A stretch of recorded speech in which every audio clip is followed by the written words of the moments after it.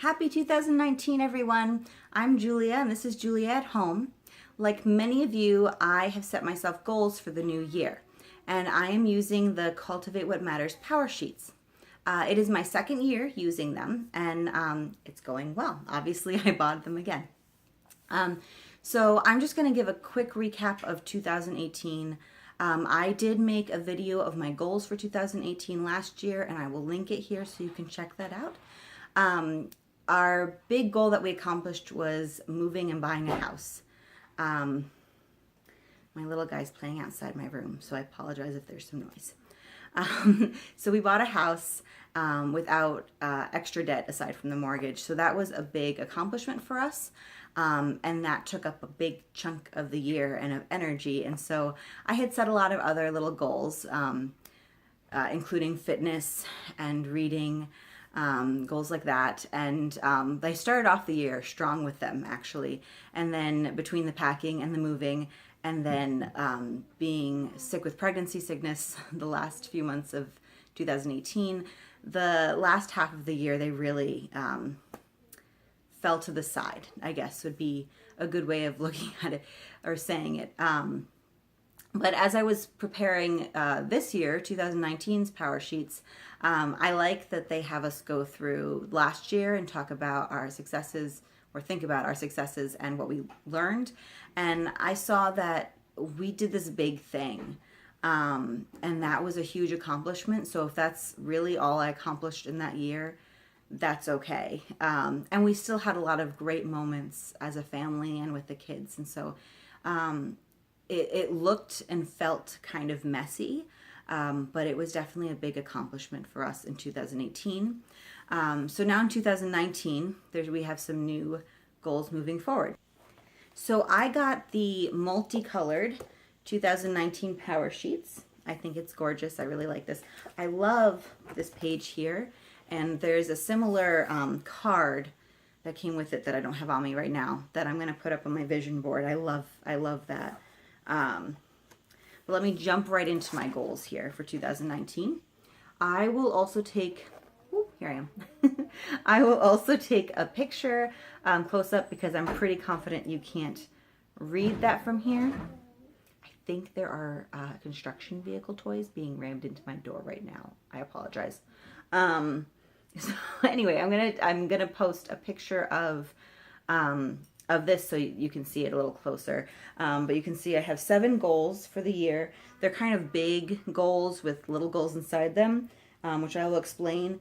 And this year, I prioritize them. So these are the top 2 priorities. These 3 are middle priority, and then these 2 are bottom priority. But that doesn't mean that they're not important and things I want to work through. And I will explain as I go. So starting with goal number 1 is improve my health. And that's something that really kind of got sidelined last year. I had set goals of, fitness and healthy eating last year, and it didn't do as well as I had hoped to do.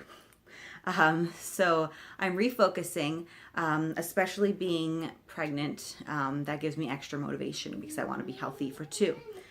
So this includes healthy food, movement, and healthy habits, which are things like drinking plenty of water, getting outside. I want to have more of a morning and evening routine, which can include like stretching and everything and washing my face and more things for my health. So that's improve my health, and it's a top priority for me. Obviously, when I think about where I want to be when I'm 80, I want to be as healthy and active as possible to be able to still be enjoying life. And so that starts right now. Every minute counts. You can't control everything, but I'm going to try to do what I can.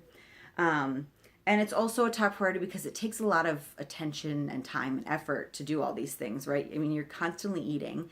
So prepping healthy food versus going to a fast food place it takes time, right? So and you have to schedule in time to exercise. So it's for the time as well as the importance is why it's a top priority.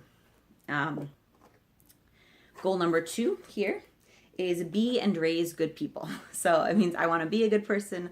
I want to raise good people. And this has several components under it as well. The first is practicing kindness, gratitude, and service.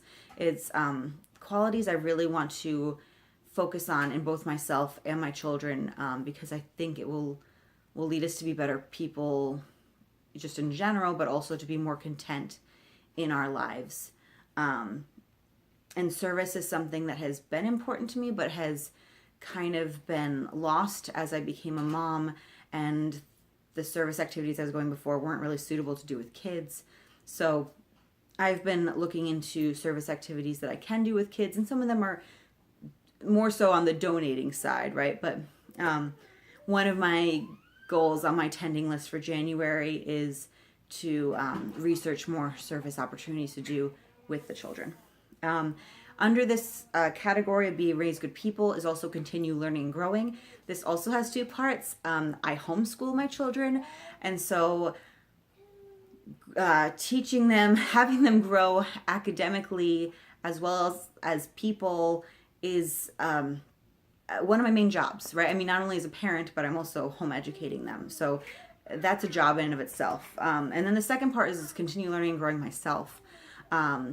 If I demonstrate a love for learning, which I honestly do love to learn, I'm always creative, I always love learning new things, then hopefully that'll instill that quality in them as well, and that will help them go so much farther in life and whatever they want to do. Because no school system, no parent can teach them everything, right? You're gonna have holes. So just to get that idea of how to learn, and also teaching them the basics, right? We're working on reading with my daughter right now, and that's a basic foundation that we need to get to. And then part of that, I'm noted focus on relationships. And I follow Julie Bogart with Brave Writer, and one of the things she says a lot is to focus on relationships in your homeschool environment. Okay, I got interrupted by a cute little guy who's now curled up in front of me, and he's promised to be quiet so you can hear me. I was talking about focusing on relationships in Julie Bogart. This is under my Be and Raise Good People large goal. So she talks about how the relationships are really important. Obviously, you're not going to be able to impart knowledge or help them learn if you're fighting and angry at each other. And obviously you can't, being a good person includes being able to relate well with others. So that's all connected for me, and it's also a reminder to focus on the relationship and not get stuck in academic mode. So that was goal number 2, and those are my 2 top priority goals for this year. The next 3 are middle priority. Live in harmony with nature and the seasons. I just feel so much better when I'm doing this. There's a lot of little goals under this. I've been interested in herbs for a really long time, in growing them and using them as medicine. And so I want to spend more time playing with them and making medicine with them and growing them in my garden. And the next part of that is starting my garden and orchard here. I am so excited about this. It just makes me so happy. So that's part of living with nature and the seasons. And I want to work towards growing a lot of our own fruits and vegetables, and also growing enough that we can share with friends and family, and maybe even donate some to those in need. Celebrating the seasons. I like to celebrate the seasonal holidays, the equinoxes and solstices and such. And just get a feel of the seasons, do seasonal activities with the children, acknowledge the different seasons and what they mean for us and the world around us. So right now is winter. It's really a time to go inward. It's, a lot of nature is sleeping, is hibernating for the year. And obviously we want to still go outside, and we're still going to do stuff, but we're not going to be as active as we will, say, in the middle of summer when everything's blooming. So paying attention to that. And part of this larger goal of living in harmony of nature and the seasons is to have a lower negative impact on the environment. Which is something that's been on my heart for a while. And I feel better when I am taking action steps towards that. Because I would like to leave a more sustainable world for my children and grandchildren and everything. So that's important to me. So the next goal is time to create. And this is kind of my recharge, if you will, when I get to create things. Things like making these videos go under that category, but I also like to craft. So things like knitting and sewing. And I actually want to learn how to build some furniture. I follow the Shanty to Chic sisters, and I love them, and so I want to try some of their plans. I have some ideas of what I want for our house here, so I want to learn to build some furniture. I have some ideas for things like peg dolls and stuff to make for the kids for school and for play. So that really, I feel it's almost meditative for me when I do these things. And I definitely feel recharged after I do them. So time to create. Okay, so those were goals 1, 2, 3, and 4. So 4 was time to create. Goal 5 is keep finances on track. And this is obviously very important, but it doesn't need as much attention because basically if I can just have 1 or 2 dates that I set a month to go through our budget, the ideal would be every week, but even if I can just look at it every month and track it, what's going on, and that helps me make sure that I'm not going crazy and that we're following our plan. Because right now we're following a plan, and depending on where we are each month, we're obviously working on paying down debt. We'll have to see where we are. We're not sure if we will pay any of that, like any chunks off. If we do, that would be great, but my main goal is to end the year better than we started, just move in the right direction. So it's very important, but it just doesn't need as much time as, say, my health goals right now. So that's why it's in that second kind of category of priorities. Okay, so then goals 6 and 7 are what I call my bottom 2 priorities. And I will explain. They're kind of both for different reasons. Goal 6 is create a nurturing home. And that was a big goal for me in 2018 I wanted to be orderly in the way we packed up, and I wanted to get rid of stuff as I packed up. And then when we moved, just do it in an organized fashion, and then unpacking and settling in. My end goal in mind is to create this nurturing home environment. And I'm still working towards that. We're settling in. Most of the rooms are not really decorated. And there are furniture pieces right now that we are either missing or I'm using kind of stand-ins and not what I'd prefer. But part of this is also connected with our financial goals, right? Of not, I could find stuff for each room, and it would be a ton of money and probably set us backwards. So I do want to finish unpacking and organizing a few areas. Those don't cost anything for the most part. Some organizational stuff, sometimes I need some stuff, but there are just like 2 or 3 areas of the house where there's a couple boxes around, mostly in storage areas that I haven't gone through yet. So those by the end of 2019, and really part of that goal is before the baby comes in June, that needs to be done. And there's certain areas that bother me that they're not more organized. So things like my pantry, and we have a second closet in our bedroom that's supposed to be like a combination of cleaning things and probably put some baby stuff in there, and it's got like extra sheets and things in it. So and off-season clothes. So that needs to be organized. And then our storage room and our office. My office space is a mess, which is a problem for me right now. I need to work through that because all of this organizational stuff should be kept on my desk. So, and then the last part of creating a nurturing home is having routines for cleaning the home. I am not a person who naturally knows how and when to clean everything. But I want my home to be, and I don't want to go crazy. Like I feel like if somebody's coming over, I go into like this panic mode of, oh my goodness, must clean everything. And I don't want to be that way. I want to be able to invite people over and feel comfortable that it's not dirty or embarrassing. And part of that is letting go like of perfection in it. It can be cluttered, and it can be still a little cluttered and be lived in because I have kids and we homeschool and we do things here, but clean. So I like the idea of the fly rate lady routines. So I'm gonna work on using those and adapting them to me. So that's one of my goals this year, so that it's more on autopilot, and that way I could feel comfortable if we make a friend saying, well, next time, why don't you come to our house? We can play, we can have some tea and cookies or whatever it is. So that's part of having that nurturing home environment. Okay, so that was creating a nurturing home. This is goal 7 is finding and building community. So we moved out of state. So we are closer to family, but we left behind friends, and we left behind our Unitarian Universalist congregation that I was very involved in. So we need to rebuild friendships up here. I mean, obviously we're still friends with people from down there, but we can't see them as often. So, and this is especially important for me and for my daughter. My daughter's very social.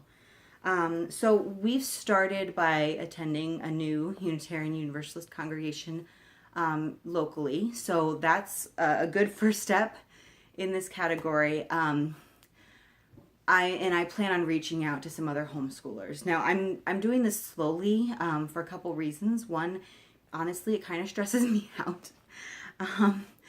But also, I'm pregnant and it's germ season, and so I'm hesitant to jump into a situation with a lot of people together, maybe especially in an indoor enclosed space. Like, I'd rather go outside. And